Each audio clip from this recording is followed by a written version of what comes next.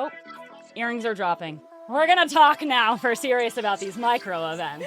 But when you go to micro events, you're able to have much deeper conversations. I'm more invested. I'm more interested. Smaller does not equal cheaper. Smaller equals more detailed. In my opinion, it's not temporary. I think it's going to be a longer lasting trend that we're going to see for years to come. A client thinking that you can cut 20% of guests and call that a micro event. Hey, hate it. Right? Yeah, right? Hate it. The DJ's equipment is literally melting and getting rained on at the same time because there's no coverage on the terrace. Summer events, it's like Survivor, but with linens and logistics. So lately it feels like everyone wants smaller events, but they still want the big impact. They want to create experiences, but with more of a micro type setting. So I wanted to talk today about why we're moving to micro events, what that really means and looks like from a budget perspective and from a wow impact perspective, and really, how we're managing expectations around these micro events. So let's just talk, what is a micro event and what does that even mean when people start saying that? So Ashley, why don't you kind of kick us off there? I feel like a micro event in its definition is like 10 to 50 people. It's kind of that sweet spot. And I think the reason that we're seeing a shift towards micro events is we're able to provide hyper-personalization. We're able to provide more relevant, interesting content with a lot more flexibility, especially, if you're having a really great conversation here in this breakout or these one-on-ones are really going well, you can be a little bit more nimble and really drive conversations in that direction. So, and it provides opportunity for a little bit more networking too. So I think we're seeing the trend being that there's more that you can offer in these micro environments. But I think what we all want to know, and I think we're going to dive into, is what does that mean for us when we're planning those micro events, and how do we navigate those conversations with the clients? Right? You're right. Because I think that, a micro event typically is a very specific demographic. You're looking at, females age 30 to 40 with this type of experience, with this title, with this, all these very specific things. So when you go so deep into one specific demographic, you can plan an event that really is perfect for that person, right? And those little elements of personalization can be for the same for all of those people, or each person can feel like they're the only person in the room, right? Yeah. Or the only person that checked into that hotel. So when it comes to those personalized moments, where do you see, Sam, the moments that we can make an impact as event planners? I think that's a great question. And I actually just did a micro event that went swimmingly, I'll say. Of course it did. Success. Woohoo. And I think what we really focused on was brand visibility. So with what they wanted to do, earrings are dropping. We're letting it go. We're letting it fly. We'll take the other one out. Living. We're going to talk now if we're serious about these micro events. All bets are off, guys. Earrings are flying. Are out. We're fighting with the microphone. I think really what we did for this one was, to what we've been talking about, is understanding the group demographic and what they were really, the purpose was for this event. So their purpose was they wanted it to be collaborative. They wanted to have at least one activity that made someone be competitive or get to play against someone else. And they wanted a moment that was talkable. They wanted something that was, quote unquote, the wow moment. I think we hear that a lot. Is what we did was bring in brand, and then we could bring in the fun games. So we branded games. We did a really awesome photo opportunity that stayed up for multiple days. So we had multi-day activation, which I think was really important for them.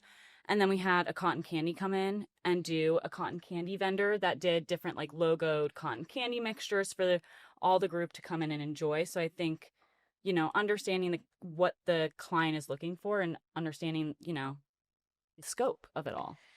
Absolutely. I also had a micro event recently that similarly so was a very specific demographic that had very specific goals and objectives. But what they did was they targeted a very small group of attendees from a bigger conference and sort of did a smaller offshoot event with, it was all females. It was all, C-level females. It was, financial institution, and they, knew that what you wear to work in a C-level, group is important to them.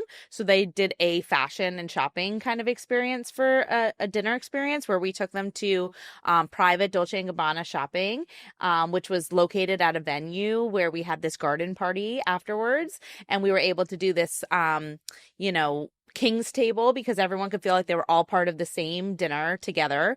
We had a local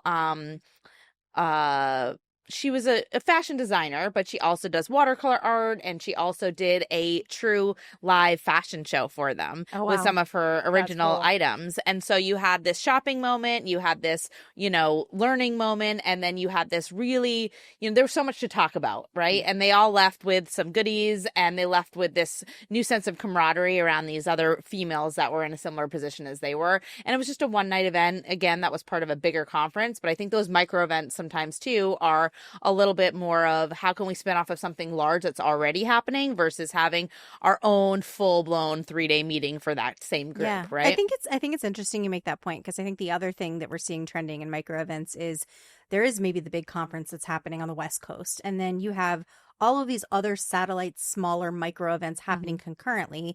So those individual goals and objectives can be met. Maybe it's a specific, department that kind of meets together, or, they're solving for a particular problem that's maybe part of the larger conversation at the conference. But they're able to really dig in and generate more actionable ideas in those smaller settings, but still also be involved in the larger conference objectives and goals. And I think that's, I don't think it's going anywhere. I think people are seeing the value in investing in these smaller subsets with really targeted content, with really targeted activations. And people walk away, and I feel like they're finding more success in the outcomes of the meetings. Absolutely. And even in our industry, at a big conference like an IMEX, there is so many micro events that happen on that Monday before the trade show begins. And I was on the phone with a client the other day, and she said, I'm really interested in attending as one of your hosted buyers because I want to go to this micro event on Monday. And, of course, I'll do the trade show and I'll do, all the other things that are required of me. But what I'm most excited about is this smaller, more group of peers that are going to get together on Monday that is going to be very specific to what I need to accomplish in my professional goals. So I thought that was kind of an interesting, in our industry, how it's even happening for us. For sure. So let's talk a little bit about the personalization moments in these micro events, right? Because when you're doing an event for 5,000 people, it's very hard to give a personal touch to every single attendee. But when you're down to 50 people or even 15 people, that personal moment is really important. And, knowing everyone's name when they check in at registration is just one piece to the pie. But what other things are you seeing from a personalization standpoint for each attendee to really feel special? Well, I think you can cultivate, welcome experiences that feel really personalized and maybe even lend to the person's interest. So you're able to curate a lot more individual items or individual opportunities, right? So you can ask a lot more questions on the intake form and get more information about your attendee and really drill down to what really is going to motivate them, excite them, get them, jazzed to be there on site. And you can really work those customizations and personalizations into the welcome moments, the breakout sessions, the networking opportunities, everything from the room drops, right? It can feel a little bit more, this was just for me. They really heard me. They really, feel me. I think the other thing too is, you're able to create more personal connections too. And I read this interesting thing about technology in micro events, and how sometimes technology in larger events can feel almost forced and a little bit overwhelming and a little bit impersonal, but you're able to build in technology into micro events in a much more adaptive, interesting way where people feel like it's just kind of adding to the environment and adding to the conversation. It doesn't feel as overwhelming, like it's a replacement for those interactions. So I think you can also build in technology personalization efforts that really resonate with groups. So I think it's just the personalization is endless, and it's more important that we we understand that the outcomes that we're going to find with micro events are going to lend to better experiences. And the personalization is at the key to that. It's at the core, right? Yeah. I agree. And I think, the surprise and delight with the personalization is kind of a fun piece too. I work with a hotel brand, and we do a lot of small, kind of very curated client events together. And, they love this particular hotelier loves to monogram things. And, I probably have like 6 water bottles that say my name on them from them, or bags. But then there's those little surprise moments that will be dropped in, like you'll go back to your room and there will be pajamas with your monogram on them, and then you'll be invited to a pajama party at the very end of the night where you get together. And who doesn't want to be in their pajamas when they're networking and hanging out? I mean, it's so much more comfortable sometimes in those stuffy clothes that we're wearing. So, those little things that you didn't expect but happen and have that personal touch of your name or your initials, or, something about your organization connected to them.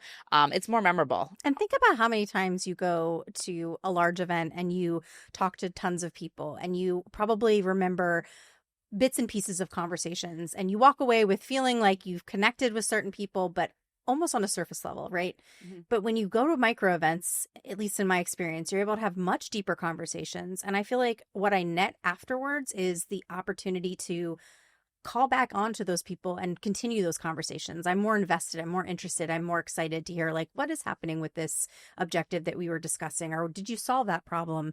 So I think there's also that opportunity to really keep the connections alive. Yeah, I love that, because I was just at a networking event last night, and I had gotten to speak with one of our hotel partners, and this was in a smaller group. It was about 10, 15 people. It was an ice cream social. It was super cute, really well thought out. And we got to dive into such deep conversations where now I know like about her kids and about her dogs. And I think that's also what really connects us and what helps us be better about our jobs and be able to do those personal touches, is knowing about who we're doing these personal touches for. Because I think that is a huge thing. You can, of course, do a winery party and give them a bottle of wine, but do you know if they like red wine? Do you know if they like white wine? Do you know, like, maybe they're not a wine person at all? Maybe you should have done a wine glass or something like that. So I think really understanding who the person is we're personalizing things for, and who the client is we're personalizing things for. Because to your point, we can personalize almost anything, and there's a limitless way that we can do things. So it's about, the exactness. For sure. Right. And so all those things, they cost a little bit more too, I was gonna right? say, where's the elephant in the room that so we're hitting costs? Let's be honest about the fact that smaller doesn't mean cheaper. Never. And I think smaller in fact means more luxury and more expensive, and the cost per person is going to skyrocket in a lot of these scenarios, because you do need those high touch moments. So, do you guys think that this is a sustainable use of funds and budgets that these organizations that we work with are going to continue, or is this a temporary fad, or what are you seeing, and what industries are you seeing really leaning into this versus others? Yeah, I think in the technology space you're seeing it a lot. I think there's an infinite amount of business objectives to meet within a technology realm, anything from engineering to software development to sales, right? So there's all these different facets that really need to kind of dig into what their objectives are. So I think technology, we're seeing a big uptick in it. I think in underrepresented groups, we're also seeing an uptick, like those female CEOs, or, those kind of niche age ranges where they're kind of climbing the corporate ladder. Maybe they're in that first management position. So again, kind of developing these areas of maybe unrecognized groups that really don't have the opportunity to connect and engage with each other. Yep. And I think the key is we're going to see more metrics being put around micro events and the return on investment for micro events. And I think we're going to hear it from our clients a lot more. Like, we're willing to invest because we see the value, but we really have to make sure that it's a continued investment, and it's making a difference to the groups that we're bringing together. And we're really being careful about what groups we're bringing together, knowing that it is going to be a limited number of people, and not everyone's going to have a seat at the table or a foot in the door. Yeah. I was going to say, it's all about strategy when you go to micro events. So you can allocate a fund, but how are you going to be smart about how you're allocating that fund? Because again, it's not cheaper when you go smaller. So that's definitely not the thing that smaller does not equal cheaper. Smaller equals more detailed. So again, we're getting a graphic partner to do a certain design that you want, or all of these other detailed elements. So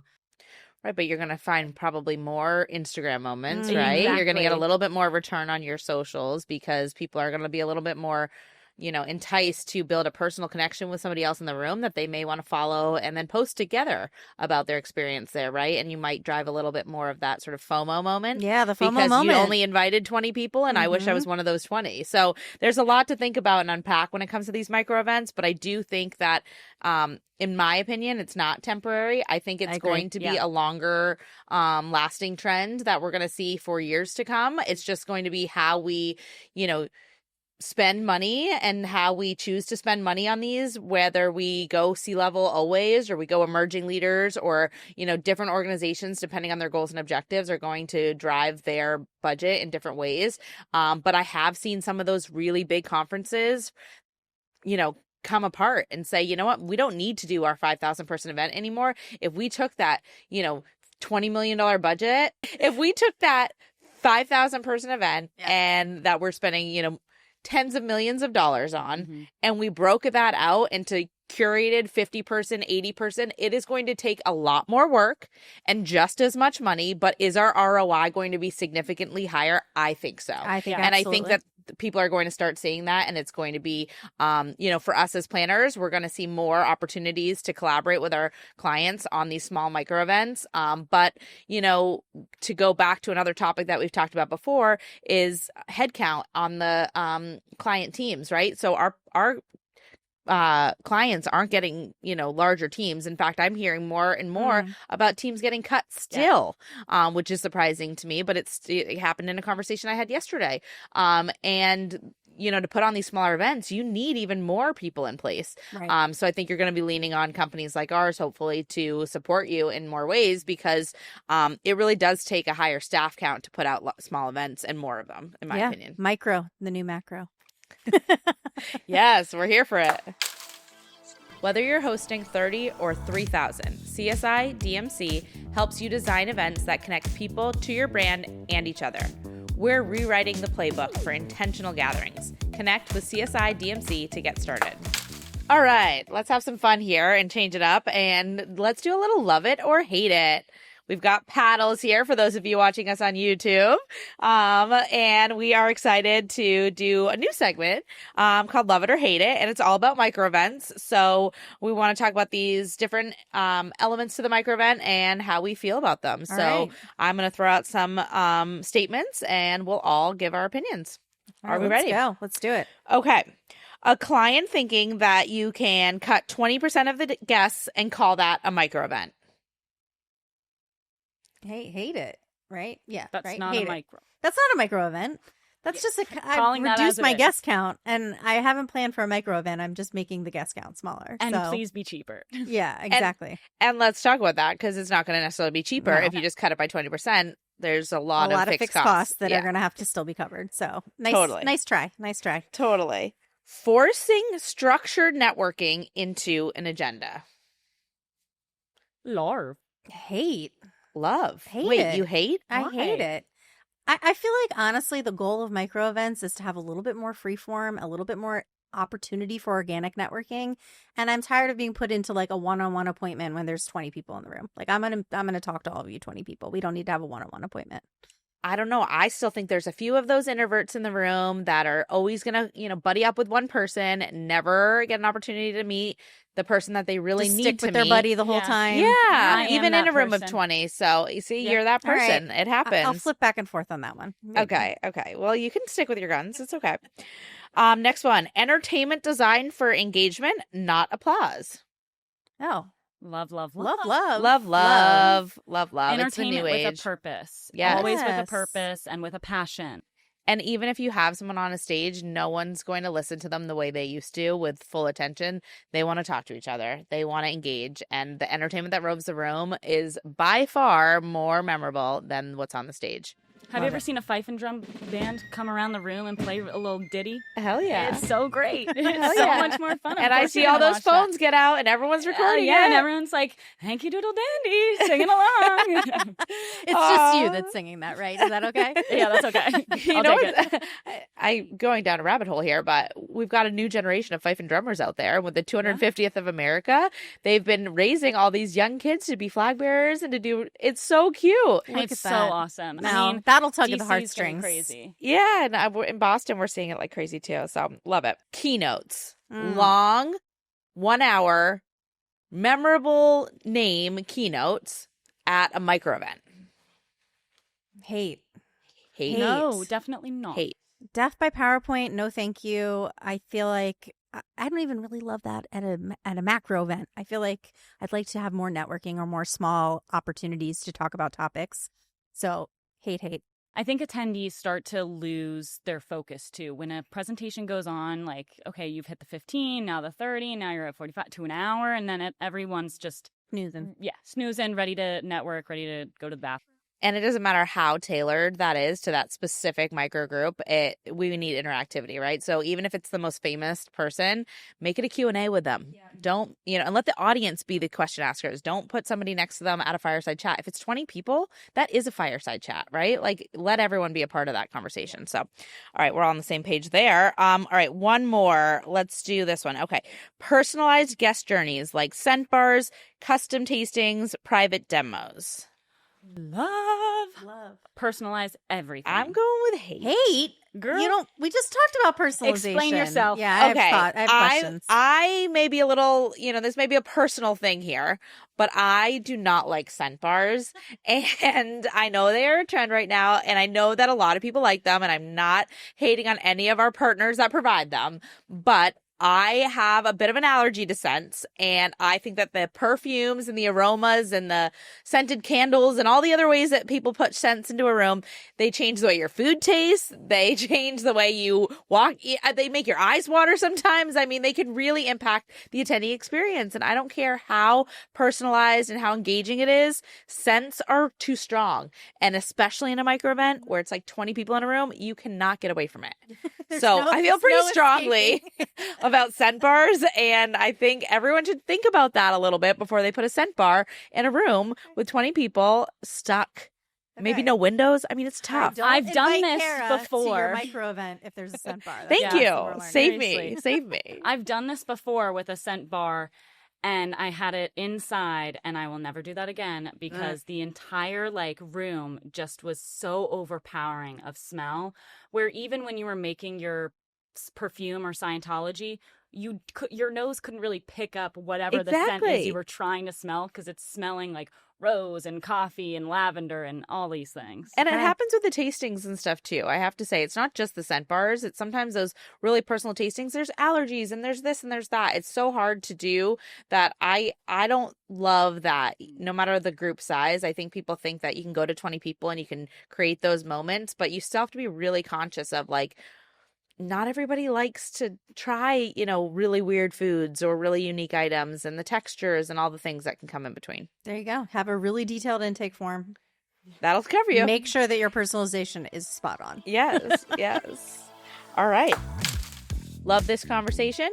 We've got even more behind-the-scenes content on LinkedIn. Come connect with us at Event Planner Confessions and join the industry discussion. All right, folks, it's confession hour. It's the time. Let's dive into today's confession. Heat, rain, and workplace drama, my summer event meltdown. One of my first summer outdoor events, a masterclass in chaos. First, the client shows up, looks around, and says, "Wait, is this place too big?" Cue a day of floor plan redo. No pressure. Then a shuttle driver drops guests at the wrong entrance. So I'm running across a resort like I'm in a scavenger hunt trying to find lost attendees in business casual. Meanwhile, 2 staffers start beefing, and one threatens to quit mid-event as she has to stand within 10 feet of the other one. No. Love that for us. And just to top it off, it's 106 degrees and raining. The DJ's equipment is literally melting and getting rained on at the same time because there's no coverage on the terrace. Summer events, it's like Survivor, but with linens and logistics. Oh my gosh. The staff beefing is the best. No, that's hilarious. I've lived it too. I have too. I've definitely, we know you have to staff sometimes, especially on big programs, but you still have to be conscientious of everyone's personalities and everyone's peculiarities. And I've gotten myself in hot water by putting people together that I know should not be standing on the curb together. Yep. It's a real thing. Not all the staff like each other, and that's the reality. And they work together a lot, and you need to know the ones that have little, tiffs. Little quirks. Exactly. Yeah. I can't believe she was running around like a scavenger hunt looking for all these guests. I know. I wonder how big the resort see this is. in my head, like sweating everywhere, running. You see one attendee over beyond the grass in their business casual, like looking up and around. You see another one all the way up the other side, and you're like, who do I have to go to first? Right? I'm only one person. It's a lot to manage. Once you've started sweating, and then you got to go talk to your client know, as you're that's dripping sweat down your face. Like, I think we all have it under control right now. I think we've wrangled them all in. I know. I hope she had a good team on site to help her wrangle this all in. Because this is a lot to manage. And a nice cold shower at the end of that. And then the DJ underwater. I know. Getting rained when on? it rains, it pours, literally. I also am wondering, like, with that equipment, I really hope this event planner was not charged for that equipment, because that will happen. That's why we have our vendors carry liability insurance. Yep. As well. Yep. COIs. But it kills me because, sometimes when you do have one of these confession stories come in, it's like, it's never just one thing. When it starts to go a little sideways, it goes a lot sideways It's a tumbleweed. quick. Just keeps going. Next time, we're unpacking a question we hear in nearly every client brief. Can we add a wow factor? What do they really mean by that? We'll talk about the psychology behind the ask, what actually wows audiences, and why chasing spectacle might be setting your event up to fail. Hit follow. You won't want to miss this one. As always, thanks for joining us on Event Planner Confessions. Keep planning boldly, and we'll see you next time.